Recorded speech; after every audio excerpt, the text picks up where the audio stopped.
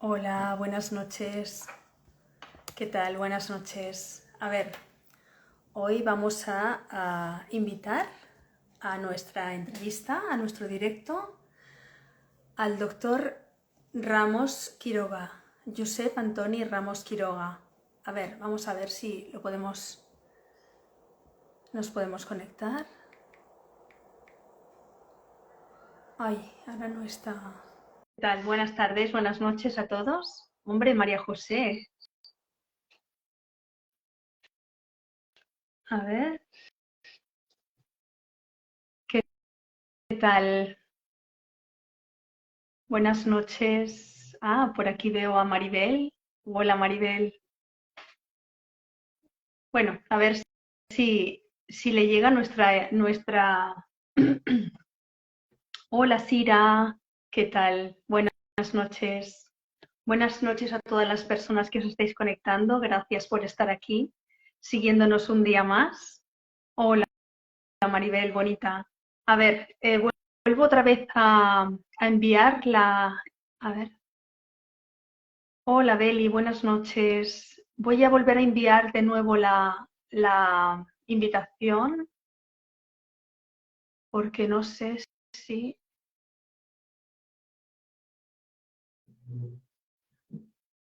A ver, volvamos de nuevo porque parece ser que dice que no se puede conectar. Ah, vale. Se ha unido. Mm, bueno, no sé si tenemos algún problema.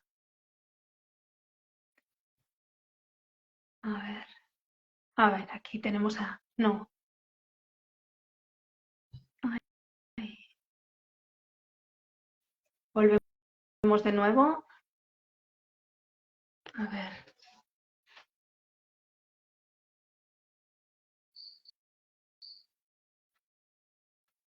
Ay, qué rabia. No sé si hay algún problema.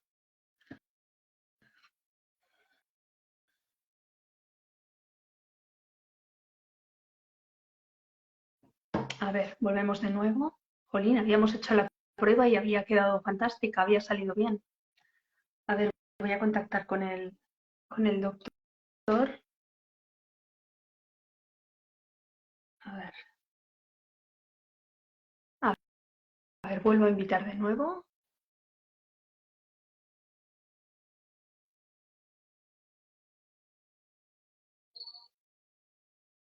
Ahora, aquí estamos. Hola, ¿qué tal? ¿Qué tal? ¿Me veis Buenas bien? noches. Sí, sí, un poquito así como, bueno, no sé, no, igual soy yo, que no tengo demasiada buena. Sí, un poco así como nublado, ¿no? Como pixelado, a veces, con el movimiento. Yo te estoy viendo bien.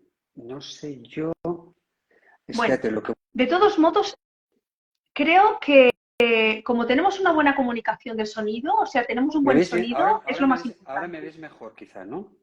Perfecto. Ahora perfecto. Vale. No Y sé en si tiene cuanto a algo la. que ver con el movimiento, con que a lo mejor la cobertura, no lo sé, bueno, es igual. Bueno, teóricamente tendría que tener buena cobertura. Teóricamente. Bueno, no pasa nada. De todos modos, como nos oímos muy bien y se ve porque no se ve mal, si tuviéramos algún problema, lo comentamos, Vale. pero de momento yo creo que Mira, bastante yo bien. voy a la red No normal. oigo. Ha habido un momento ¿Eh? que he perdido el sonido. Bueno, A ver si ahora. estamos bien Ahora. ahora.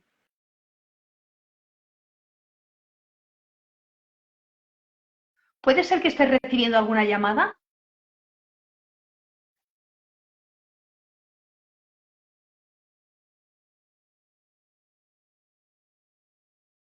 Es que no se oye nada. Uy, qué rabia. Estoy tocando.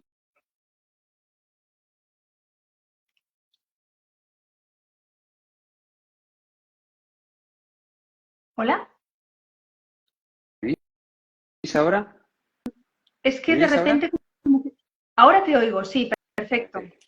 Vale. Bueno, esperemos que no tengamos muchos contratiempos. A veces No, ya pasa, ¿eh? verás que no. Ya verás que no. Bueno, genial, que no. Bueno, mucho optimismo, eso está muy bien.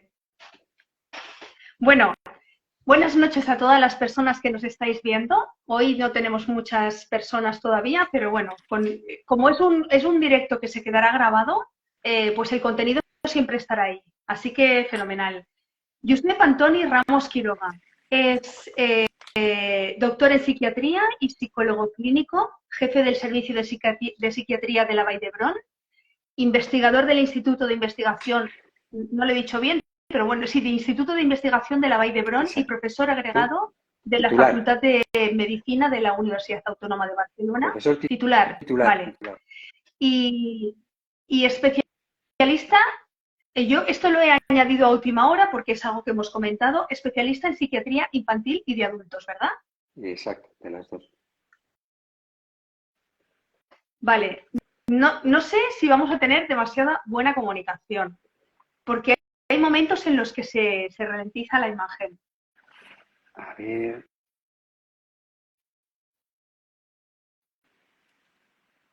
¿Ahora mejor? Bueno, no lo sé, la verdad, no lo sé. Bueno, de momento vamos a ver si tiramos bien. Perfecto. Venga, pues vamos adelante. Bienvenido, de verdad, a Josep, y muchísimas gracias bueno, pues por prestarte a hacer este tipo de actividades, de entrevistas. Nosotros desde Asfaltac de verdad que valoramos muchísimo esta predisposición y esta generosidad por parte de los profesionales. De Ujú. verdad que bienvenido y muchísimas gracias. Pues Eh, para mí es un placer estar con vosotros y desde el Servei de Salud Mental del Hospital Universitario de la Vall d'Hebron en Barcelona, para nosotros siempre una de las prioridades y de las acciones que siempre hacemos es de, pues bueno, hacer charlas de diseminación, de mejora del conocimiento de los aspectos de salud mental, y una buena forma de hacerlo es colaborando con la sociedad civil, con las asociaciones o de pacientes o de personas con problemas de salud mental y sobre todo también con los familiares. Por lo tanto, pues es un placer, aunque sea a última hora de la jornada, ¿verdad? Poco tarde, pues colaborar con vosotros en Asfatac, ¿vale? bueno, son las horas que en general la Ya, ya, mayoría de las personas tenemos, porque son las horas después del trabajo, y para vosotros pues también, ¿no? Porque si no fuera por esa, pues eso, de nuevo, esa generosidad por vuestra parte de utilizar vuestro tiempo personal para poder hacer estas cosas, pues probablemente sería muy complicado, ¿no? Bueno, a pesar de que me sabe súper mal, porque prácticamente yo la imagen la veo como desdibujada, tu imagen, espero que todas nuestras personas, las personas que nos están escuchando, te vean y te oigan bien. yo te veo y te oigo perfecto. Pues bueno, pues entonces igual es cosa mía, pero bueno, no sé. Mientras se nos vea, a ver si nos hacen un poquito de feedback por aquí, nos dicen si se oye y se ve bien, a ver qué tal. Pero bueno, vamos a empezar ya al margen de lo que nos digan. Vamos a hablar de, sobre todo, Josep Antoni es especialista o digamos que su foco de investigación es el TDAH. Una de las cosas que más investiga y que más trata es el trastorno, bueno, el trastorno por déficit de atención. De Ujú. momento se escucha y se ve, nos dicen por aquí. Muy Genial. bien. Gracias. Pues como tú dices, Merche, pues lo que más he trabajado a lo largo de mis años como profesional de la salud mental y haciendo investigación son los trastornos del neurodesarrollo, que son trastornos que se inician pues, en los primeros años de la infancia y que pueden persistir hasta la edad adulta. Y uno de ellos es el TDAH y otros son los trastornos relacionados con el autismo también. Uh -huh. Y también hemos desarrollado pues, investigación y trabajos en torno al trastorno depresivo mayor, las depresiones más graves que existen, las depresiones resistentes al tratamiento, y luego toda esa línea también de investigación con los trastornos por uso de sustancias, las adicciones en general. Y eso ha Uh sido -huh. pues los tres focos principales que me he dedicado y pues bueno, pues en el cual he realizado y estamos realizando, yo creo que investigaciones muy punteras a nivel de estudios genéticos, de intentar entender mejor pues por qué se producen estos trastornos y también pues de encontrar tratamientos novedosos, tratamientos que resuelvan pues necesidades que a lo mejor no están bien cubiertas en torno a ellos. De acuerdo, pues ahí queda la aclaración, ahí queda un poco, porque si te parece y si nos da tiempo, podremos intentar pasar un poco por todos, ¿no? Que nos cuentes un Perfecto. poquito más o menos cómo van las investigaciones, bueno, pues un poco cómo va todo, Muy ¿de bien, acuerdo? muy bien. Venga, genial, pues vamos para adelante. ¿Nos puedes explicar así muy brevemente, así a grandes rasgos, qué es el TDAH y Mira, cuáles son sus características principales? como os decía, el TDAH es un trastorno del neurodesarrollo, quiere decir que esa evolución, ese desarrollo de nuestro cerebro, pues sabemos que hay un cierto retraso, un retraso que se calcula de media, que es entre unos 5 años de desarrollo correcto de algunas determinadas áreas de nuestro cerebro. Eso se traduce en unos síntomas exagerados de problemas para mantener la atención de forma sostenida, problemas para no perder el foco en aquello que se está haciendo, problemas para organizarse, problemas para gestionar el tiempo, problemas de no tener esos olvidos y pérdidas de objetos con frecuencia que suelen tener, y luego problemas, en muchos casos, pues de mucha hiperactividad, dificultades pues para estar sentado, dificultades para mantener o controlar la impulsividad, mejor dicho, para la espera. Y sabemos hoy día que en torno, los estudios internacionales nos hablan que en torno a un 6-8% de niños y niñas y adolescentes pues, pueden tener un TDAH. Y sabemos que más del 50% puede continuar durante la edad adulta y por eso se calcula que aproximadamente entre un 2,5-3% de adultos de la población general tienen TDAH. Y Ajá. básicamente es uno de los trastornos más frecuentes que suelen haber en la infancia. Porque comentas que algunas personas en la Ujú. edad adulta pueden continuar. ¿Qué quiere Exacto. decir? ¿Que los síntomas en las personas adolescentes o jóvenes pueden llegar a remitir de alguna manera? Sí, y sabemos que hay unas características, unos factores que nos confieren mayor riesgo de que eso continúe en la edad adulta. Por ejemplo, si además de un TDAH, pues hubiera un trastorno depresivo que se puede dar con frecuencia conjuntamente, o hubiera un trastorno negativista desafiante o un trastorno de conducta, o hubiese, por ejemplo, un problema de adicciones, es más probable que eso continúe en la edad adulta. También es más probable que continúe en la edad adulta cuando tenemos más carga genética, cuando tenemos familiares de primer grado que también tienen TDAH. ¿Vale? Esos son factores que bueno, pues pueden predisponer a que el trastorno pueda continuar más durante la edad adulta. A mí me gusta, muchas veces cuando me preguntan, ¿el TDAH es para toda la vida? Pues yo pienso que no tenemos que ser deterministas. Lo que tenemos que hacer es trabajar para que eso no impacte negativamente en el Claro. desarrollo y la evolución de los niños, de las niñas, y hacer lo mejor que tengamos en cada momento para que uno pueda desarrollar su vida con total normalidad, sin que sea una condición o un condicionante pues, de tener TDAH. Limitante. Y Ujú. si va a durar o no va a durar, ya lo veremos en función de la evolución. Sabemos que hay muchas personas que afortunadamente no continúan, pues por lo tanto tenemos que tener desde la tranquilidad, pero hacer las cosas que necesitamos hacer en cada momento, pues en función de los síntomas que haya, en función del impacto negativo que pueda dar todo ello. Muy, muy bien.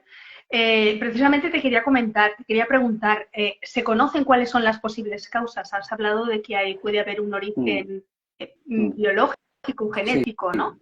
eso es uno de los aspectos quizá más curiosos, ¿no? Si nosotros preguntáramos, si hiciéramos ahora una encuesta a través de Instagram, ¿qué es aquello que confiere más riesgo o cuál es la causa principal de que una persona pueda tener TDAH?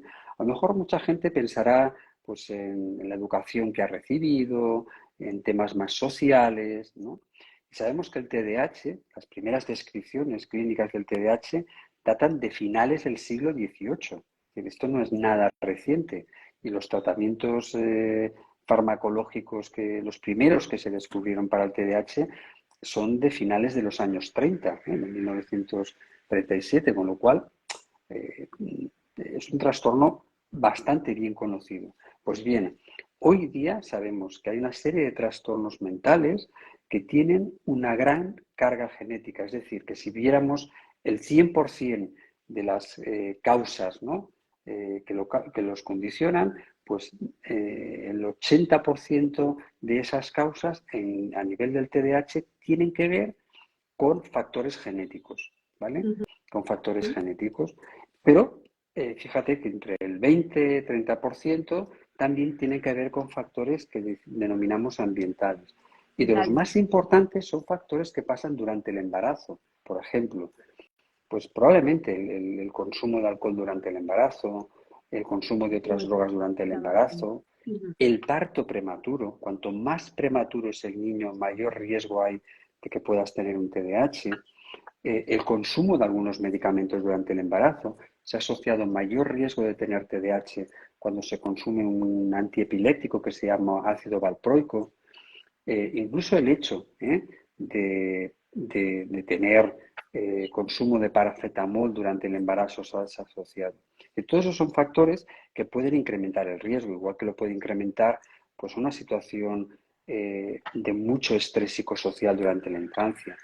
Una persona Ajá. pues, que tenga una situación de pobreza, que eso implica mucho estrés para la persona, o situaciones pues, de abuso sexual o de maltrato. Esas son situaciones que en el fondo lo que están implicando es que el cerebro esté recibiendo un mucho mayor factor estresante, que ese estrés se traduce como en un mayor impacto del sistema inmunológico, como si el sistema inmunológico estuviera actuando en contra de nuestro organismo.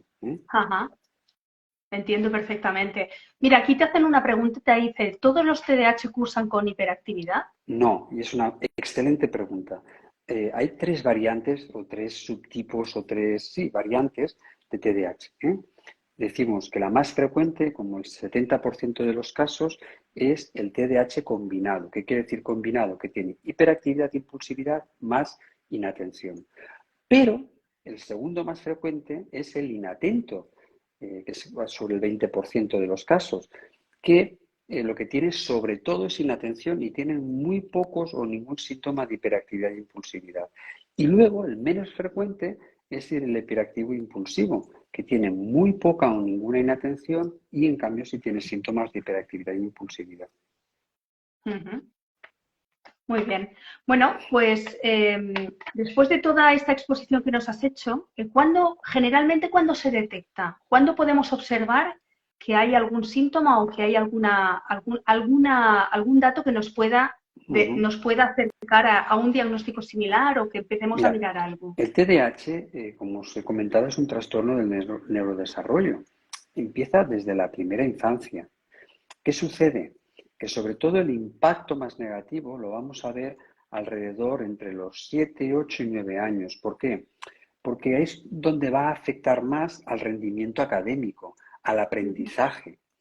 Previamente, por ejemplo, en la pregunta que nos hacía la persona que ha escrito, aquellos que Ujú. sobre todo tienen solo inatención durante los 3, 4, 5, 6 años, no va a tener No mucho se observa, impacto. Verás un niño claro. más despistado, que suele olvidar cosas, que pierde cosas, ¿no? Pero ahí generalmente no tiene tanto impacto. Tiene mucho más impacto en aquel que es muy movido, excesivamente hiperactivo, muy impulsivo. ¿Por qué? Pues porque sabemos, por los estudios internacionales que se han hecho, pues que hay mucho más riesgo de accidentes, mucho más riesgo de lesiones, mucho más riesgo de problemas de Claro. conducta, ¿vale? Entonces, niños con 5 años preescolares se puede hacer un buen diagnóstico, pero habitualmente los inicios de diagnóstico y de tratamiento pues suelen venir ahí entre los 7 y los 9 años en el inicio de esos 3 primeros cursos de la atención primaria o de la escuela primaria. Vale, ¿y una detección temprana puede ayudarnos de alguna manera a Siempre, mejorar la situación y a siempre evolucionar? siempre una detección temprana en cualquier dificultad médica nos va a ayudar. Eso es muy fácil de entender. Si una persona tiene Ujú. un bultito en el pecho, va a ser mucho más fácil de manejar, de tratar eso cuando es muy pequeño que no cuando tiene metástasis. Si Claro. nosotros, bueno, pues más o menos va pasando, va tirando, pero hay dificultades y no hacemos nada, muy probablemente, y si sobre todo es mucho más intenso los síntomas, lo que veremos es que eso impacta, lo primero que va a impactar es en la autoestima del niño y de la niña, porque se va a sentir que las cosas no salen bien, que él no tiene un buen rendimiento académico, que siempre tiene dificultades en clase, que a lo mejor se esfuerza pero las cosas no salen en base al esfuerzo que tiene. Primero es eso, luego va a dificultar mucho la relación a nivel doméstico, a nivel familiar, y eso todo es un círculo vicioso para que las cosas vayan peor y que se compliquen con otros síntomas. Por eso siempre es muy importante hacer un diagnóstico riguroso. Solo hablamos de TDAH cuando hay la T de trastorno. Si no hay impacto negativo, no hay trastorno. Por lo tanto, puede ser una variante de la normalidad. La persona puede Ujú. tener más tendencia a ser inatenta, más tendencia a ser impulsiva, pero que eso no llegue, no acarree dificultades en su vida cotidiana. Si habláramos de la depresión es muy fácil de entender. La tristeza, que es uno de los síntomas que tiene la depresión, eso lo podemos tener cualquiera de nosotros, pero una tristeza extrema, muy frecuente, que esté presente cada día, que impacte negativamente en mi forma de visionarme y de posicionarme en el mundo, con más síntomas, no solo tristeza, con insomnio, pérdida de apetito o pérdida de peso, incluso ideas de muerte, eso es una depresión, ¿sabes?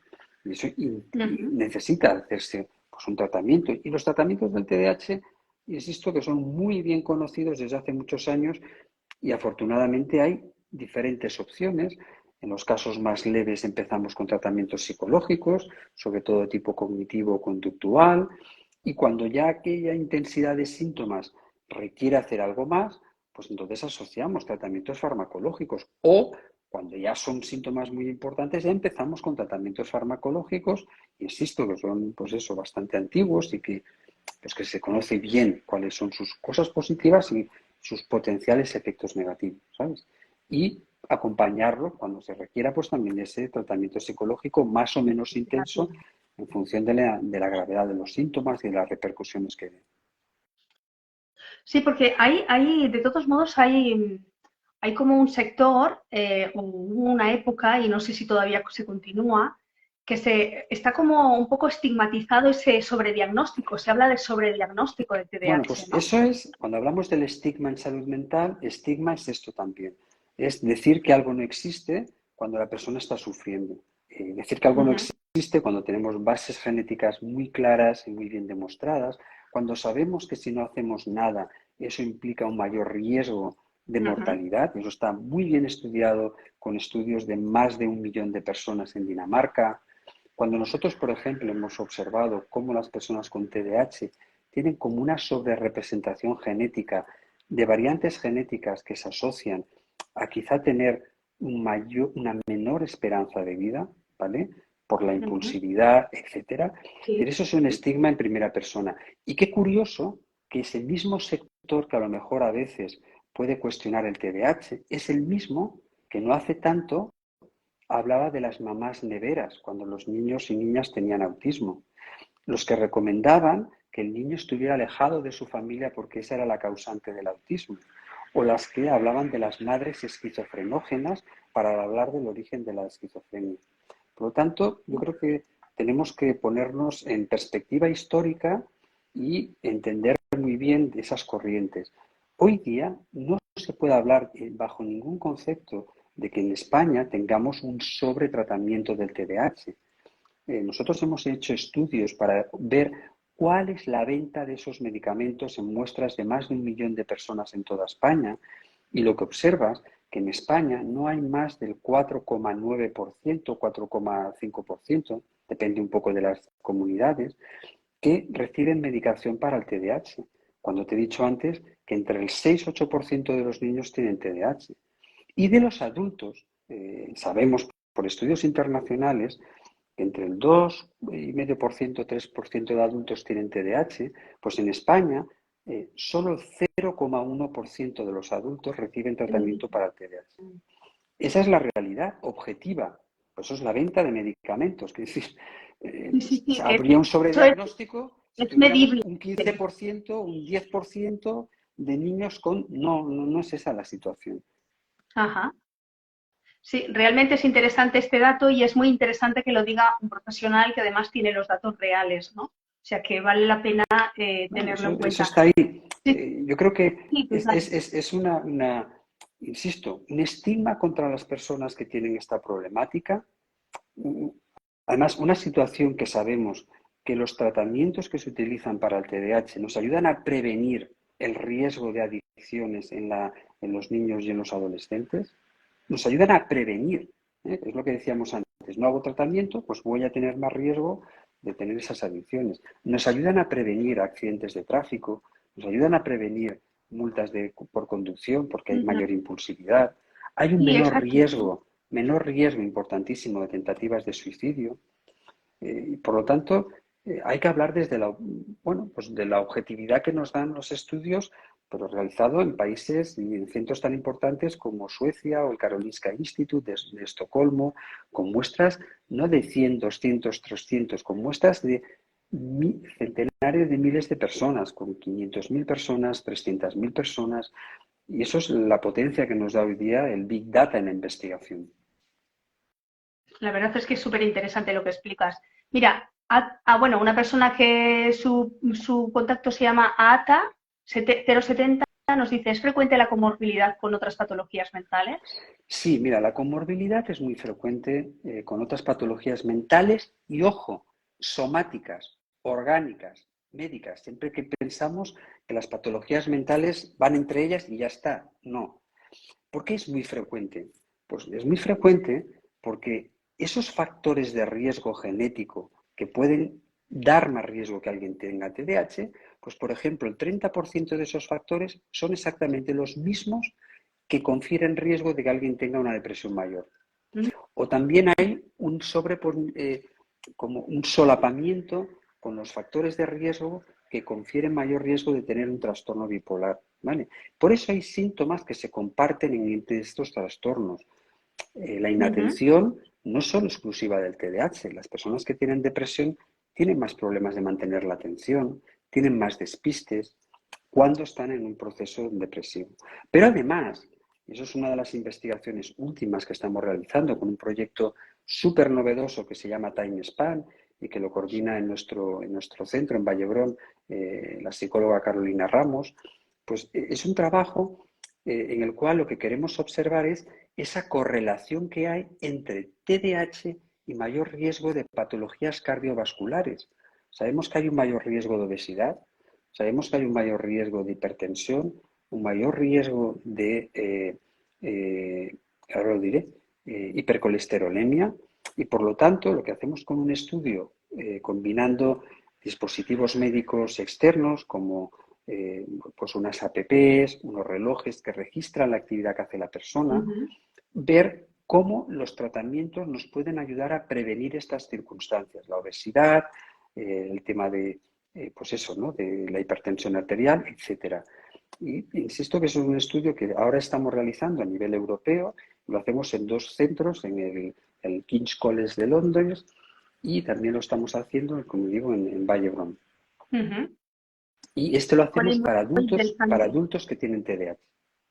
Muy, muy interesante o sea, o sea, que se extrapole o que se observen eh, enfermedades, digamos, orgánicas que tengan una conexión con nuestra psique, ¿no? Y fijaros que es que esto quizá un poco el problema vino a nivel filosófico desde la época de Descartes, de René Descartes, en el cual se hablaba, ¿no?, de la disociación entre cuerpo y mente. ¿Vale?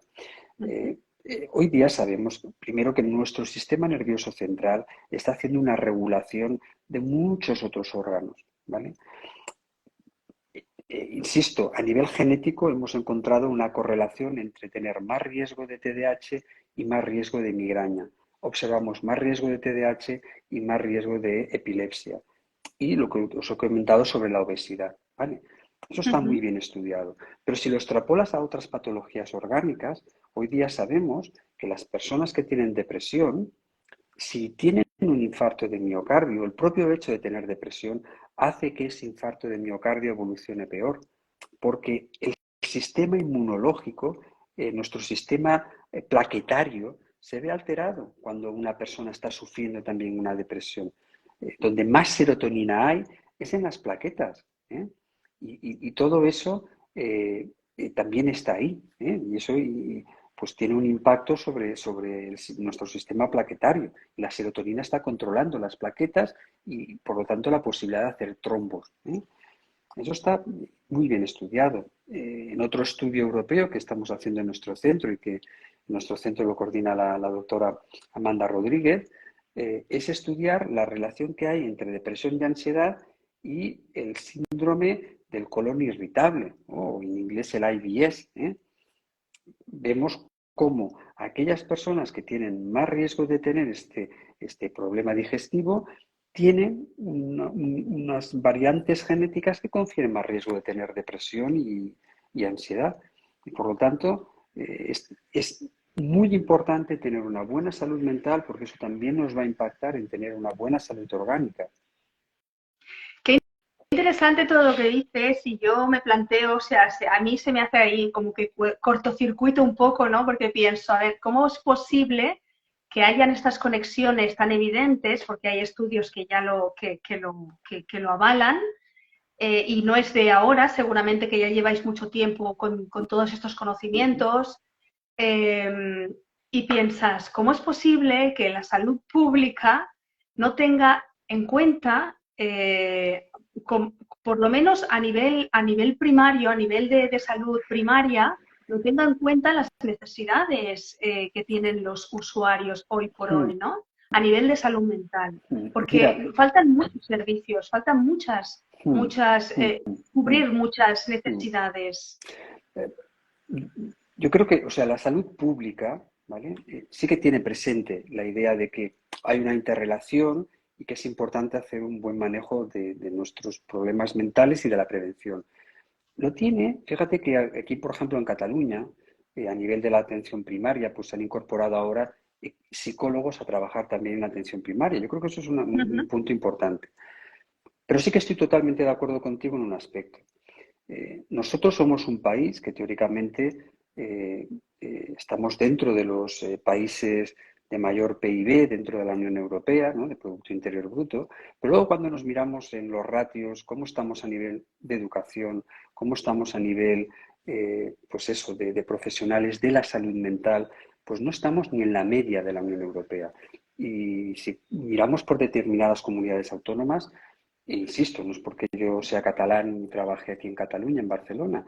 Nosotros aquí estamos muy cercanos a la media europea, ¿eh? Pero no estamos, insisto, en la media. Y nuestro objetivo no es estar en la media. Nosotros no somos un país de un bajo PIB, ¿vale? Y por lo tanto tendríamos que estar mucho más arriba, ¿eh? Pero en esos otros indicadores, resultados académicos, inversión en universidades, inversión en investigación, inversión en salud mental, pues está muy bajo, mucho más bajo que la media europea. Y hoy día sabemos además que la inversión en salud mental no es un gasto. La inversión en salud mental recupera por mucho más aquel euro que nosotros vamos a poner ahí. Con lo cual, yo creo que es un esfuerzo de toda la ciudadanía, no solo de los profesionales, de reivindicar buenos servicios públicos de salud, que tengamos acceso a ellos y que tengamos la posibilidad de hacer los tratamientos basados en la evidencia científica, ¿eh? Basados en evidencia científica que nos vayan a ayudar pues, a manejar mejor trastornos tan graves como la esquizofrenia o problemáticas que pueden llegar a ser muy complicadas como la depresión mayor resistente, etcétera. Y que eso lo tengamos muy presente y sobre todo que la partida la vamos a ganar tratando bien toda esa parte de infancia y adolescencia. Todo lo que no hagamos ahí implica un mayor riesgo de cronicidad, de problemas cuando llegas a la edad adulta. Y tenemos que manejar bien todas estas circunstancias, insisto, como el autismo, la dislexia. Un niño o una niña con dislexia que no está bien manejado desde la infancia puede implicar muchos problemas de trastornos depresivos, de ansiedad, de fracaso académico. Y eso es una pérdida de oportunidades teniendo capacidad cognitiva e intelectual pues, para poder hacerlo. De verdad que me encanta lo que estamos hablando. Veo comentarios por aquí de personas que dicen que da gusto escuchar a un profesional que Me alegro, me bueno, pues que alegro. se manifiesta en este sentido. Yo vuelvo un poquito a nuestras preguntas, ¿no? Lo que yo un poco tenía planeado consultarte. El trastorno negativista desafiante, ¿qué relación tiene con el TDAH? Mira, es una de las comorbilidades. Cuando hablamos de comorbilidades decimos trastornos que se asocian entre sí, ¿verdad? A la vez, Ujú, que también es más frecuente en el TDAH. Depende de las estadísticas, pero puedes calcular que entre un 20 y 25% de personas con TDAH pueden llegar a tener un trastorno negativista desafiante. Depende de los estudios, puede haber más, un poco menos. Es un trastorno, el negativista desafiante, que sobre todo lo vamos a manejar. Aquí ya no es tanto un trastorno que tenga un impacto tan genético como puede tener el TDAH o el ujú. autismo, que son de los que más tienen, ¿eh? Los que más Es tienen como es una evolución, esquizofrenia, ¿no? autismo, Una TDAH. respuesta. Perdón. Claro, pero ahí es muy importante cómo lo manejamos con pautas conductuales, cómo podemos de alguna manera entrenar, acompañar a los padres cuando hay estas experiencias, que esto se ve ya a la edad muy temprana, a los 2 años y medio, 3 años, ya pueden empezar pues con estas rabietas excesivas, no tolerancia la no tolerancia, valga la redundancia, de las Ujú. normas o del no, el llevar la contraria constantemente, el retar a la autoridad desde un punto de vista, pues eso, constante y permanente. Pues todo eso se puede manejar muy bien a nivel psicológico y más si se hace en edades más tempranas, ¿eh? Es mucho más complicado, que no quiere decir que no se pueda hacer, pero es mucho más complicado cuando por primera vez lo vamos a intentar manejar en la adolescencia, porque ahí se nos van a ajustar dos factores, los Claro, cambios normales, esperables que hay en la adolescencia, conjuntamente con claro, esta dificultad claro. y todo lo que va a llevar, porque el trastorno negativista desafiante pues va a llevar una falta de tolerancia de la frustración, va a llevar muchísimas más dificultades de relación pues, con sus compañeros en el colegio. Y es muy mala el estar señalado, identificado como el tío raro, difícil, Claro. la chica complicada, difícil. Al final no habla bien de ti y eso mina la autoestima y como el autoconcepto que uno tiene de sí mismo. Esto lo comentabas al principio, ¿no? Cuando hablábamos de que es uno de los Claro. efectos, ¿no? El que Mm, no se siente adaptado, no siente que su esfuerzo se vea reconocido, exacto. ni tan siquiera, bueno, sí, sí.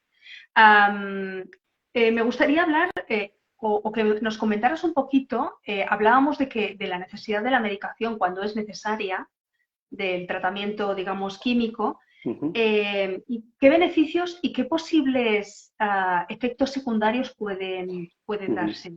Mira, los beneficios es lo que te comentaba anteriormente. Si nosotros podemos controlar y sabemos que tiene una eficacia, depende de los estudios, pero hasta el 80% de las personas tienen una buena respuesta a los tratamientos más habituales que hay para el TDAH, ¿vale?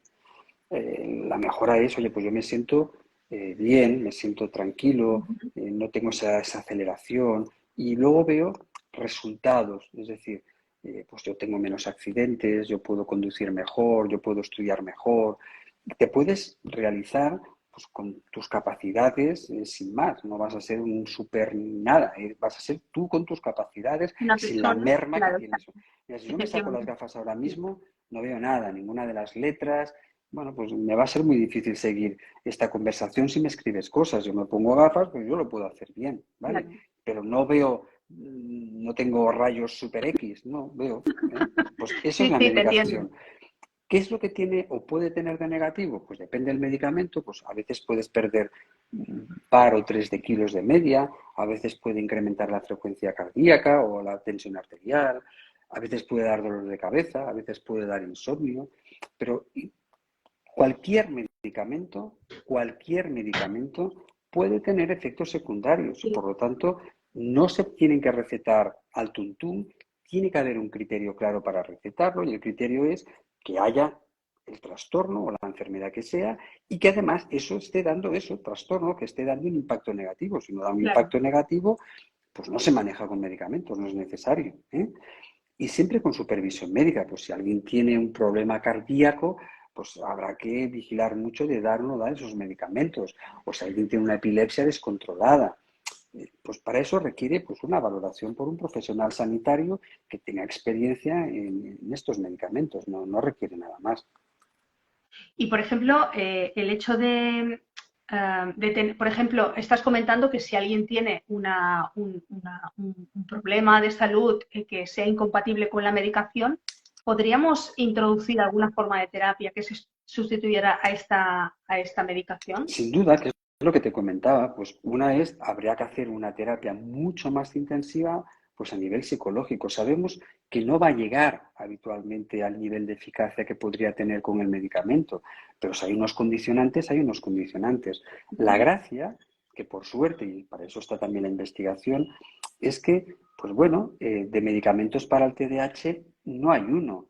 Tenemos dos grandes familias y de cada familia de ellos tenemos ahora como mínimo dos medicamentos de cada familia. Pues puedes adaptar un poquito más a las necesidades y a la situación que tenga la persona. Y además, más allá del tratamiento psicológico, pues se están intentando validar, ensayar tratamientos, pues por ejemplo, con juegos serios que se llama serious games, ¿no? Con aplicaciones que pueden ser de ayuda a personas que tienen TDAH.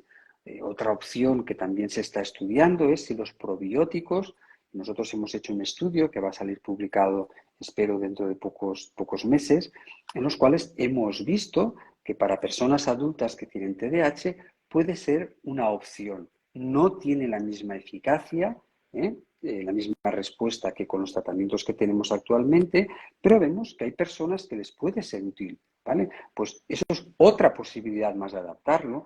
Los ácidos grasos omega 3 no son tremendamente útiles, pero hay en algunas personas pues, que les puede ayudar. Pues eso se trata. Con la investigación, al final la investigación parte de que hay necesidades que no tenemos bien cubiertas, intentar mejorarlas, ¿vale? Y para eso es importantísimo pues, que haya fondos públicos para ayudar a la investigación en aspectos de salud mental.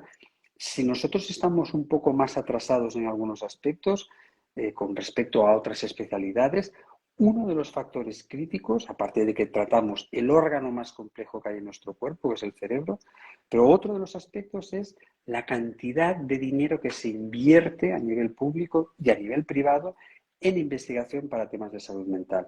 Ni de largo es comparable a lo que se ha invertido en oncología. Y hace unos años atrás, hablar de cáncer era hablar casi un sinónimo de un resultado muy negativo. Y hoy día no es así. Y hoy día estamos tratando enfermedades, trastornos como la esclerosis múltiple con un nivel de eficacia que era impensable hace, no te hablo de tanto, tan solo 20 años atrás, ¿vale? Por lo tanto, uno de los factores importantísimos es la investigación.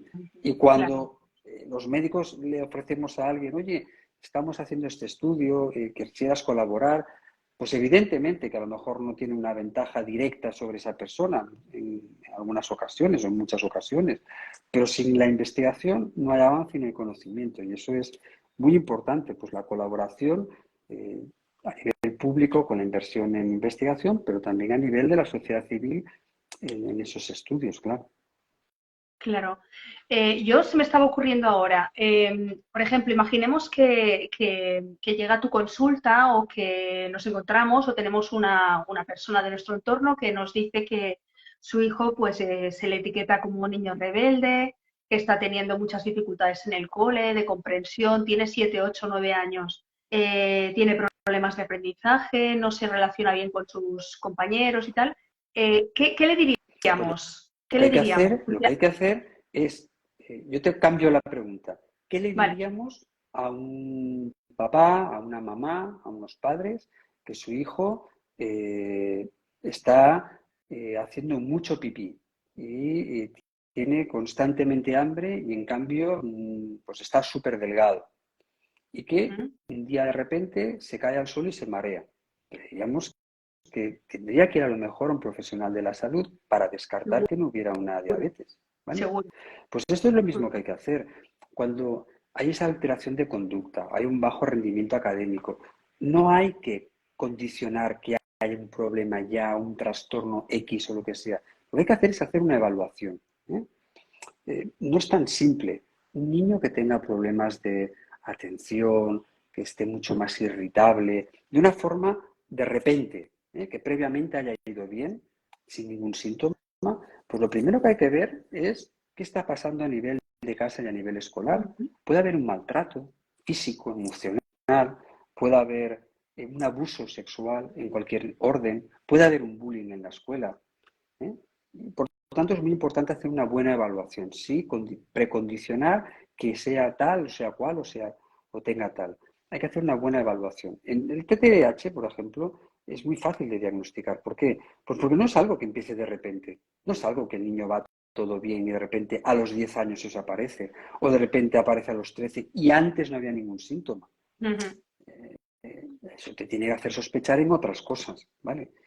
O en un adulto que de repente a los 30 años aparece esto y resulta que nunca ha tenido ningún síntoma, que hay un funcionamiento normal, pues pensarás a lo mejor si hay una depresión o si hay otra cosa, ¿eh? O pensarás, por ejemplo, incluso si tiene lo que se llama un síndrome de apneas nocturnas del sueño, ¿eh? Personas que roncan y que les falta el aire, pues eso es una de las cosas que puede dar síntomas parecidos al TDAH. ¿Qué quiero decir? Hay que hacer una evaluación médica adecuada y hacer un diagnóstico riguroso de ver las situaciones que hay. Y cada vez más, sobre todo en la infancia y en la adolescencia, no hay que tener reparo, hay que preguntar, ¿qué está pasando en la escuela? ¿Hay o no hay bullying? ¿Hay un abuso sexual? ¿Hay un maltrato? ¿Por qué? Porque cuando rascamos encontramos que muchas veces esas situaciones se producen y hay que abordarlas correctamente. Mira, te preguntan por aquí, ¿el TDA se confunde con TEA? Bueno, fíjate que los síntomas que definen estas dos situaciones, TDAH y TEA, son diferentes. Los trastornos del espectro del autismo, de los autismos, tiene que ver más con esa dificultad de interacción social, con esos intereses muy restringidos, incluso con esa necesidad de movimientos constantes, continuos, ¿vale? Son una serie de síntomas diferentes. En el TDAH vemos una persona que lo que se está quejando es que yo no me puedo concentrar, me cuesta mantener la atención, me distraigo, no me organizo, no me planifico, llego tarde a los sitios, estoy perdiendo cosas, hago errores por no fijarme, estoy en la silla y estoy inquieto, no paro de hablar, corto a los demás, ¿vale? Son síntomas diferentes. En el autismo veremos esa dificultad de interacción social, de entender pues, las ironías, la dificultad de la mirada pues, hacia los ojos de la otra persona.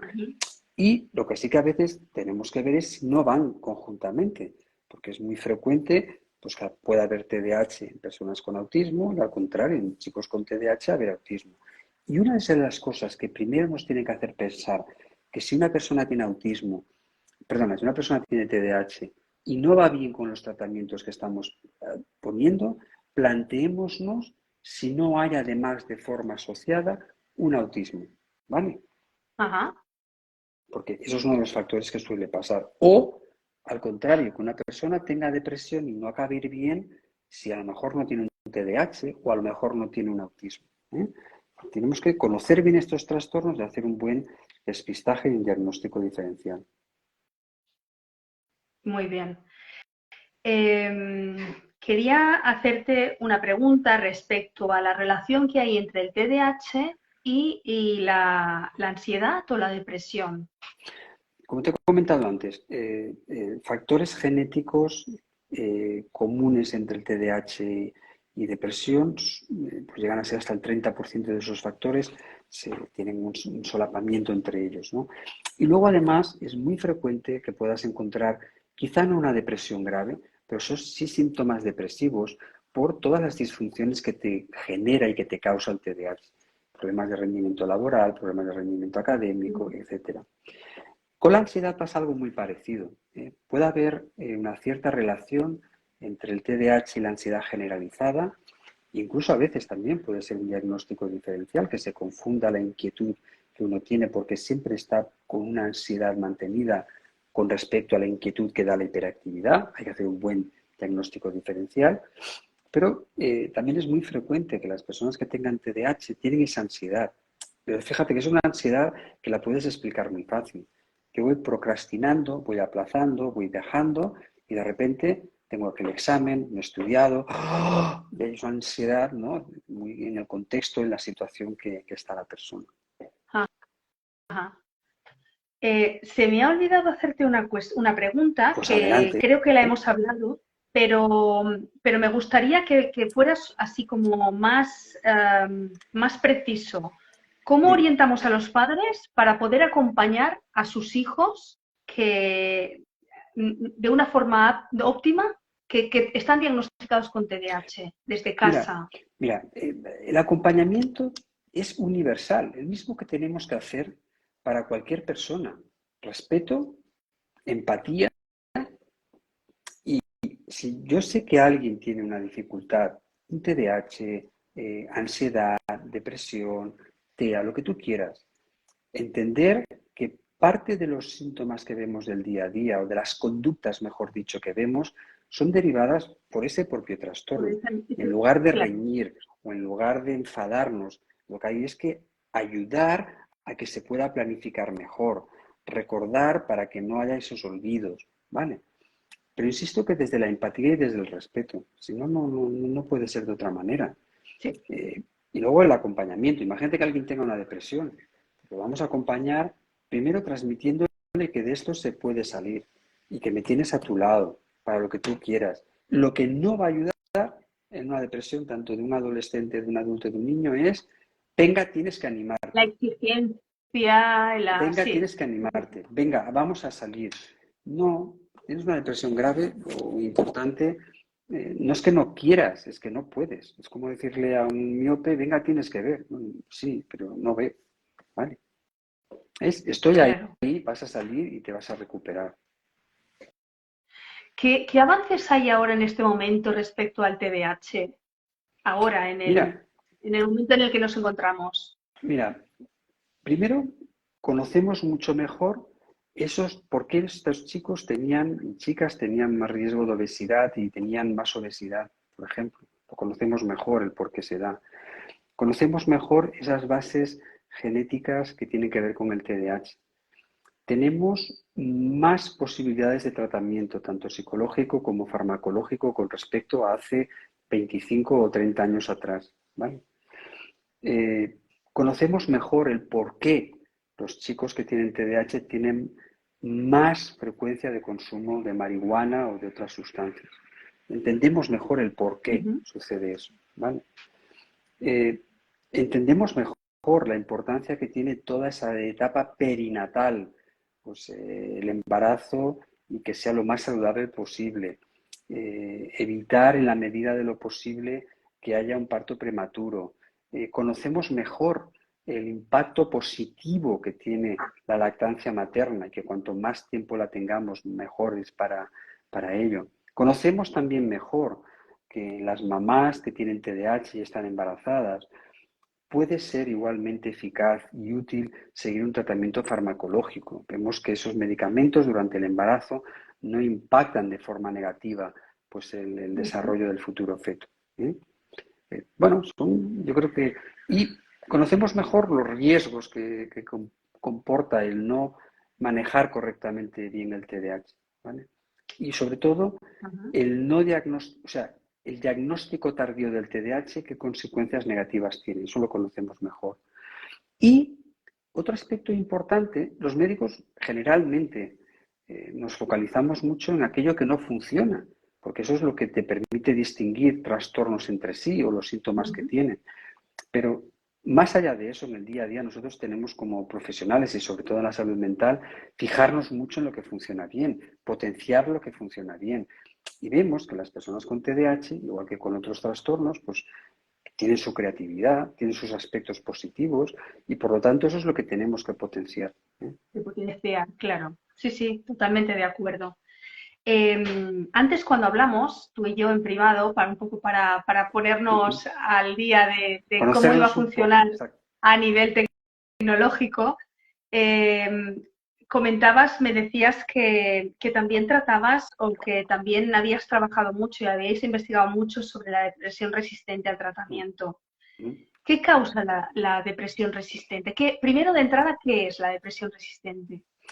Pues es una buena pregunta. ¿Qué causa la depresión resistente? Si lo supiera bien, jolí, después a lo mejor tendría algún premio muy importante que se recoge en Suecia, ¿eh? Mira, la depresión resistente, hoy día la definición que tiene es cuando una persona ha recibido dos tratamientos antidepresivos, diferentes medicamentos antidepresivos, como mínimo dos, durante un periodo como mínimo de entre unas 4 semanas y como mínimo a la dosis mínima eficaz, ¿eh? Si durante esos 4 semanas no ha ido bien, he cambiado a otro antidepresivo, 4 semanas no ha ido bien. ¿Y no ha ido bien qué quiere decir? Pues que como mínimo decimos que no hay respuesta cuando no ha mejorado ni el 20% de los síntomas. Cuando decimos que la persona tiene una buena respuesta al tratamiento cuando como mínimo el 50% de los síntomas de la intensidad de esa depresión ha mejorado. Entonces, eso es el concepto de depresión resistente. ¿Qué sabemos hoy día de las personas que tienen una depresión resistente?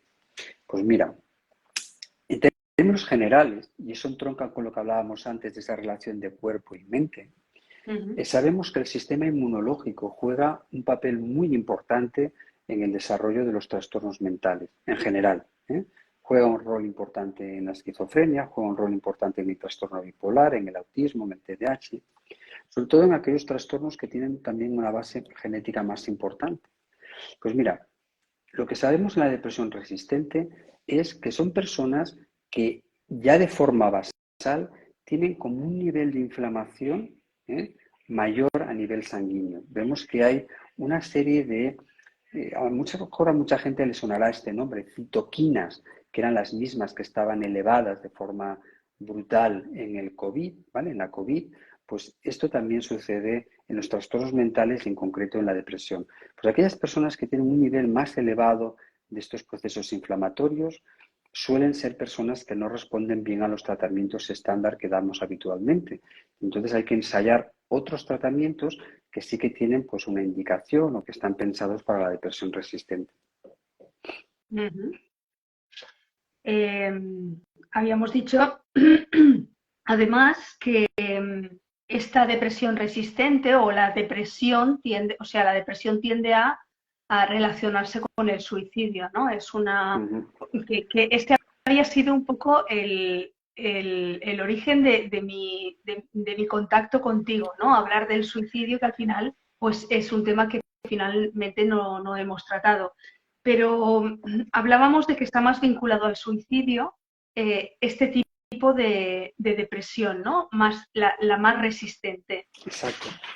Mira, el suicidio, ¿de acuerdo? Es un problema muy serio de salud pública que tenemos hoy día en España y a nivel mundial, ¿eh? No es un fenómeno solo de España. Y si nosotros nos comparamos con otros países, tenemos ratios de suicidio o tasas de suicidio mucho más bajas. Depende de qué países de nuestro entorno de la Unión Europea, pues es casi la mitad de lo que ellos tienen. Depende de los países, ¿eh? El suicidio sabemos que tiene muchas causas diferentes, no es una única causa. En el suicidio también juega un rol muy importante nuestra carga genética, ¿vale? Y también esos factores ambientales que tenemos a nuestro alrededor. Pero lo que no tenemos que hacer es determinista. Ni los factores ambientales explican todo el suicidio, ni los factores genéticos explican todo el suicidio, ¿eh? Es una combinación entre los dos, ¿eh? Sabemos que pues, un 90% de personas que cometen suicidio, que finalmente se suicidan, pues tienen trastornos mentales de base, esquizofrenia, depresión mayor, autismo, etcétera. Y el 60% de estas personas lo que tienen son una depresión. La depresión es, sin duda, pues el origen más importante pues, del suicidio, ¿eh? Fíjate que una cosa es el suicidio, alguien que comete finalmente suicidio, y otra cosa son las tentativas de suicidio. También es muy frecuente la depresión, pero dentro de las tentativas de suicidio hay mucha frecuencia también de trastornos que se denominan límites de la personalidad, ¿eh? Pero esa idea de síntomas de depresión es de lo más importante que va a haber. Y sin duda las depresiones resistentes sabemos que tienen mucho más riesgo de cometer suicidio con respecto a las depresiones pues, que responden bien a los tratamientos. Claro, claro, se entiende. Y yo, ya por último, porque quizá nos estamos pasando un poquito de tiempo, son ahora las 10:05, ya mi última pregunta sería, bueno, un comentario, ¿no? Hace quizá una semana aproximadamente o Ujú, dos, leí que habían avances sobre la intervención quirúrgica en la depresión resistente ujú. en San Pablo, me parece que fue. Sí, en el Hospital de Eh, San Pablo en Barcelona. eh, pero esas intervenciones ya hace tiempo, por lo que leí, que se estaban Ujú, realizando y ahora estaban un exacto. poco, digamos, se valoraban un poco los resultados, ¿no? Ujú. Después de un tiempo. Mira, estas, las intervenciones quirúrgicas que se hacen a nivel del tratamiento de algunas patologías, sobre todo se utiliza, como es evidente, porque es un riesgo quirúrgico y estamos tocando el cerebro, solo se realizan en personas que tienen, sobre todo, donde más estudiado está hoy día es en el trastorno obsesivo compulsivo resistente a todos los tratamientos que se han hecho previamente. Luego, también en la esquizofrenia resistente y en el caso de la depresión mayor resistente. Las técnicas que se utilizan hoy día son de microcirugía, tienen unos avances fantásticos a nivel de la seguridad sobre las personas y sobre todo además eso se está cada vez más pues, utilizando, no como antes hacíamos a lo mejor pues una pequeña lesión en una zona del cerebro, sino que lo que se hace es estimulación cerebral profunda. Se Ujú. implantan unos pequeños eh, pues Electrodos. estimuladores, sí, unos pequeños electrodos, digámoslo así, estimuladores, y que trabajan también con magnetismo, depende de la técnica, ¿vale? Y que incluso nosotros podemos regular a nivel externo pues con un dispositivo móvil, ¿vale? Y esto es algo que va a ser una revolución, igual que tenemos personas que hoy día pueden recuperar pues la posibilidad de caminar con unos implantes magnéticos que se pueden poner a nivel pues, de la columna, de la espina, pues, nuestra columna Dorsal. vertebral, Sí, claro. ¿vale? Mm. O personas que pueden incluso recuperar cierta visión, ¿no? Pues con determinados implantes, o incluso, como vamos a ver en el futuro, personas que ejerciendo un pensamiento que ellos no pueden hablar, ese pensamiento se va a traducir en un dispositivo que va a hablar y nos va a decir pues, lo que la Ujú. persona estaba pensando.